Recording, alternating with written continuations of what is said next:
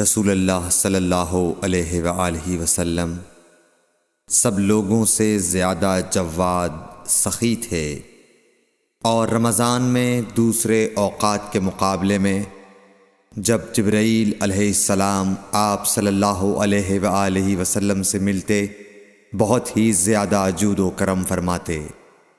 جبرائیل علیہ السلام رمضان کی ہر رات میں آپ صلی اللہ علیہ وآلہ وسلم سے ملاقات کرتے اور آپ کے ساتھ قرآن کا دورہ کرتے۔ غرض حضرت صلی اللہ علیہ وآلہ وسلم لوگوں کو بھلائی پہنچانے میں بارش لانے والی ہوا سے بھی زیادہ جود و کرم فرمایا کرتے تھے۔ صحیح بخاری حدیث نمبر 6۔